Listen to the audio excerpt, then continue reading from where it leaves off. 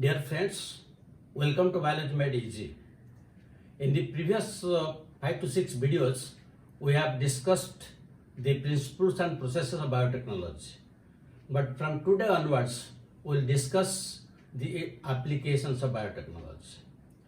Biotechnology has applications in the field of medicine, field of agriculture, in the field of animals, and it is known as red biotechnology, white biotechnology, green biotechnology, depending on what aspect it is applied. Today we will discuss about red biotechnology, means the application of biotechnology in the field of medicine. At present, all over the world, more than 70 therapeutic agents have been produced through recombinant DNA technology, of which nearly 20 are used in India. Some of them are human insulin, calcitonin, interleukin, blood clotting factor, human growth hormone, interferon. These are some of the drugs, therapeutic agents that are used in India. And the human insulin is one of them, and that is the point of our discussion today. So today we will discuss the genetically engineered insulin, how it is produced. Now, what is insulin? Insulin is a protein hormone. Its main function is to maintain balance between glucose and glycogen. Glucose and glycogen. Glycogen is present in liver. When the glucose content in the blood increases, it signals liver, muscle cells, and fat cells like adipose tissues to take up this glucose from the blood. If the insulin production is less, then they cannot take the glucose from the blood. So in that case, the glucose concentration will be increased in the blood, leading to diabetes mellitus.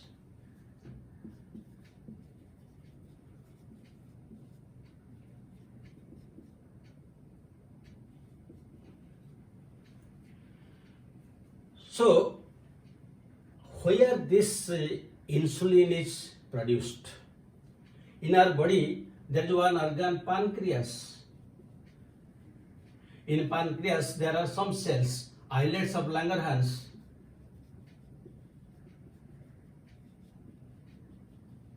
And there are some cells known as beta cells. And here insulin is produced. Only if the production is less, then it will lead to diabetes. Before the 20th century, the people who are suffering from this diabetes, they were dead because there is no way to cure them. But in the early part of 20th century, scientists tried to cure this diabetes. In 1921, Bunting and Best, along with MacLeod, they isolated insulin from the pancreas of dog. Then in 1923, Bunting and MacLeod, they administered that insulin into human beings and demonstrated that insulin administration could cure diabetes. And for that, in 1923, they were awarded Nobel Prize. Then later on, the insulin was isolated from the pancreas of slaughtered cattle and pigs. But it was found that animal insulin, when administered to human beings, it was causing some side effects, including allergy.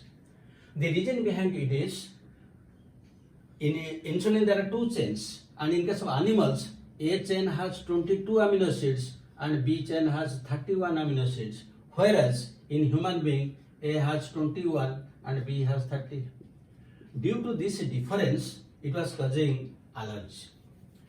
That is why scientists tried to produce it through genetic engineering, and it was not successful. 100% it was not successful. What is the reason behind it?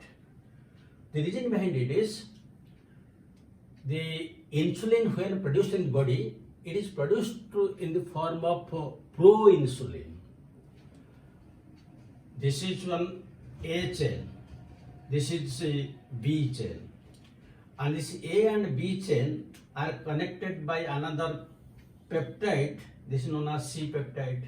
This is the A chain. It has 21 amino acids.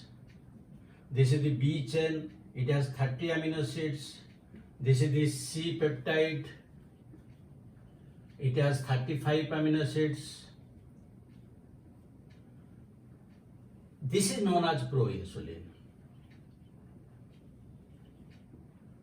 And this is inactive. It will be active when it will be matured. And during this maturation process, the A chain and B chain are connected by means of disulfide bridges. There are two disulfide bridges. So this is the insulin which is active in our body. So when the scientists produced this insulin through recombinant technology, only this insulin is produced, that this is proinsulin, and it was inactive.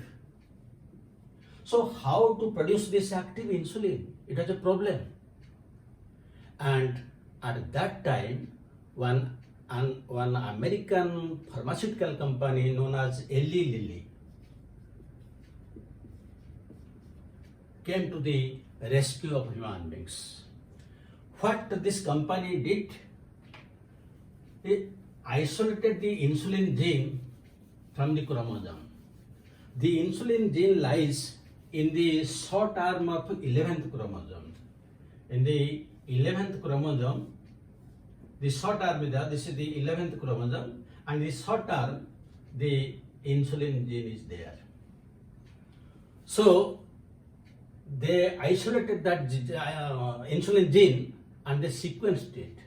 They found that the A gene has 63 nucleotides, means 21 codons, which means 21 amino acids.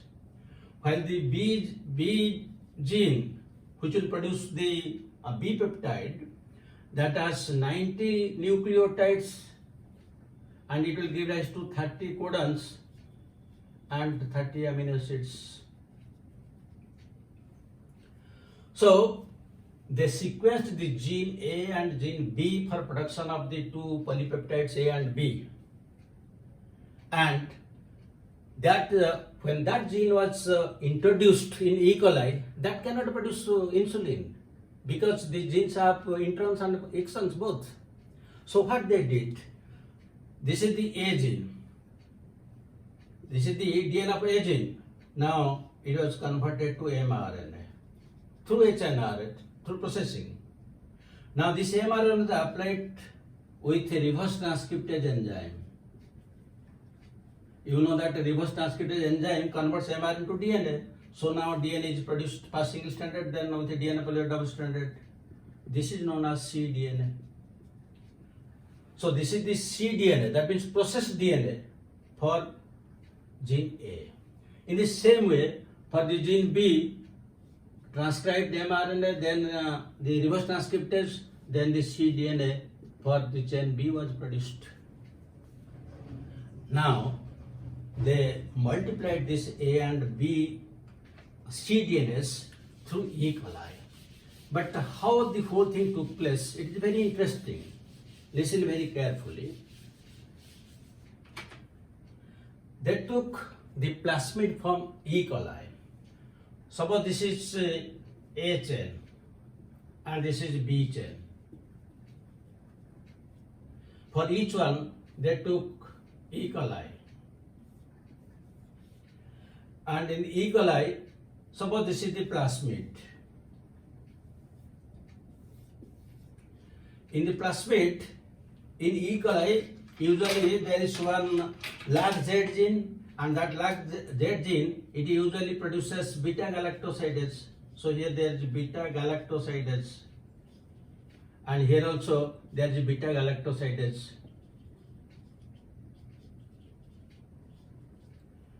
And in another side, there is antibiotic resistant gene. This is antibiotic resistant gene.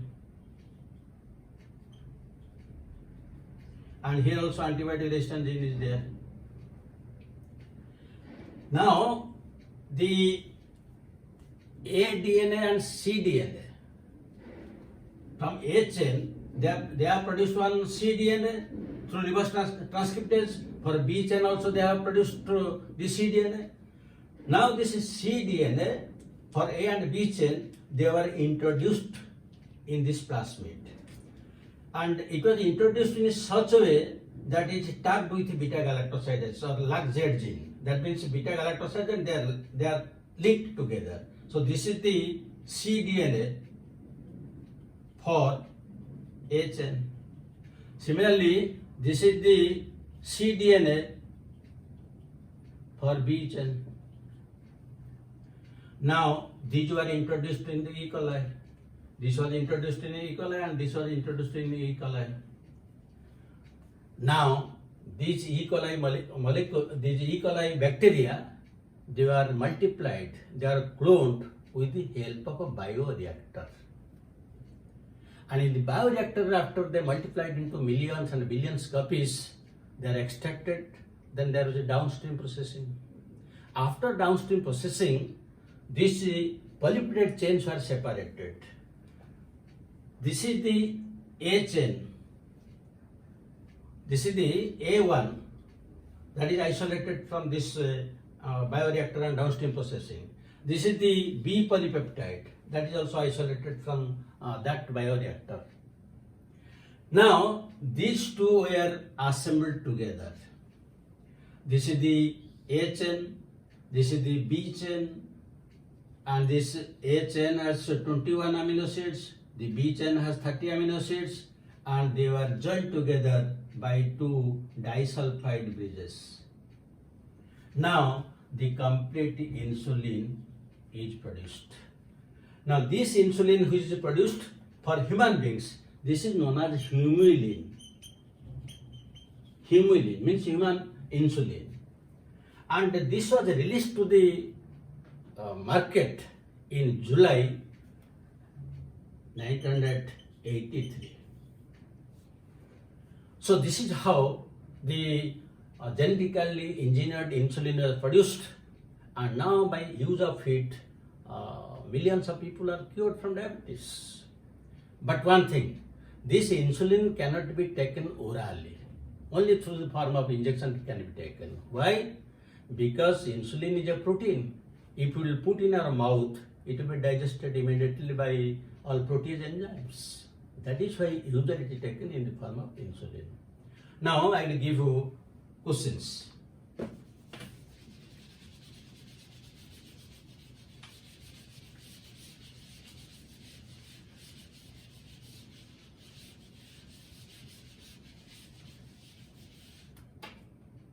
Now one question you can write: